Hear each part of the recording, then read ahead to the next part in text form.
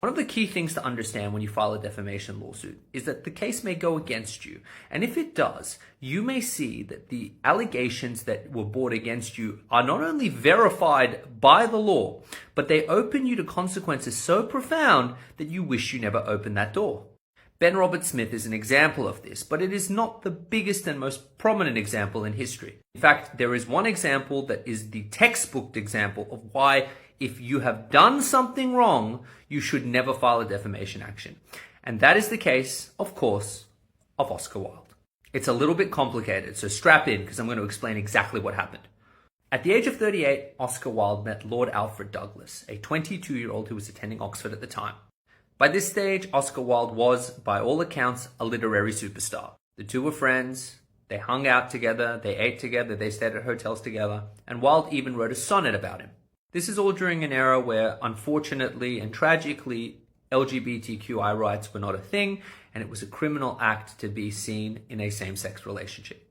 Now, the younger gentleman gave one of his suits to a friend. The friend found letters in there from Oscar Wilde, letters that were somewhat spicy, and blackmailed him. This, however, didn't lead to the big lawsuit. When the younger gentleman's father, the Marquis of Queensberry, yes, Marquis of Queensberry rules the boxing Marquis of Queensberry, discovered his son's relationship with Oscar Wilde, he lost the plot. He threatened to disown his son. He went to all the places they stayed together and said, if they're seen here, we're going to beat you up. He even threatened to send thugs to the opening of Oscar Wilde's play. The big salvo came, though, when he attended Oscar Wilde's social club, which is kind of the hub of Victorian life, and left a card calling him a sodomite. Oscar Wilde said no and commenced a legal action against the Marquis of Queensberry, saying he's defamed me. So, Oscar Wilde opened the litigation action.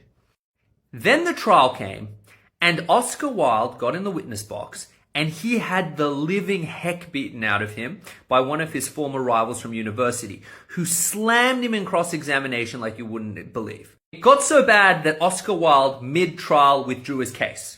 But the Marquis of Queensberry was a smart guy, and he had taken all of the evidence that he had gotten against Oscar Wilde, given it to the DPP, and so Oscar Wilde was arrested and charged with a criminal offense at his defamation trial.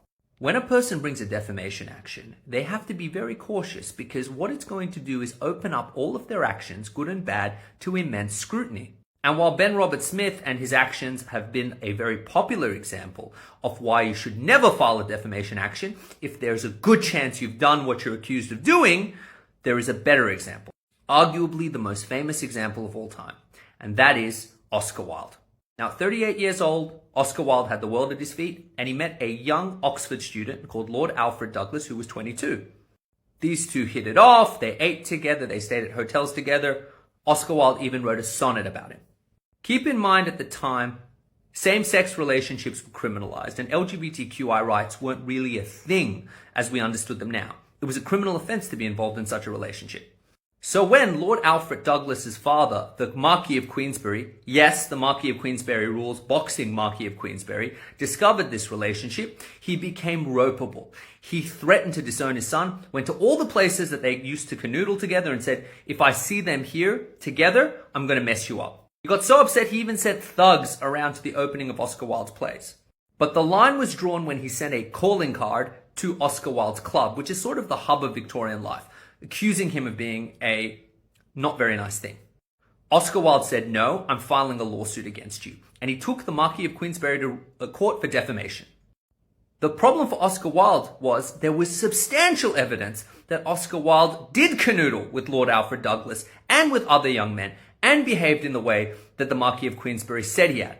And so during cross-examination, he was so badly rattled that Oscar Wilde basically said, I quit, gave up the trial. But the Marquis of Queensberry took all the evidence from that, gave it to the Director of Public Prosecution, and Oscar Wilde was criminally prosecuted, a warrant being issued at the trial that he had started.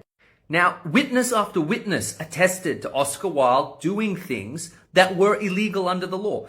Completely disgusting and disgraceful by today's moral standards, but illegal at the time. His first trial ended in a hung jury, but his second trial, he lost. He ended up serving 2 years hard labor, and he was never the same again. He left England immediately after, a broken man, and he died a few short years later. Oscar Wilde was delusional about what he thought people would perceive him to be. In the face of overwhelming evidence And knowing that he had done the things that would get him in trouble, he still chose to pursue the action anyway. It is not a new or unique characteristic of people to have such hubris that they believe that a court will side with them despite grotesque evidence against them. And it's a tragedy what happened to Oscar Wilde because it wasn't fair. And it's the profound example of why one must be very cautious when one brings a defamation action, particularly if you've done the particulars alleged. Follow me for more legal TikTok.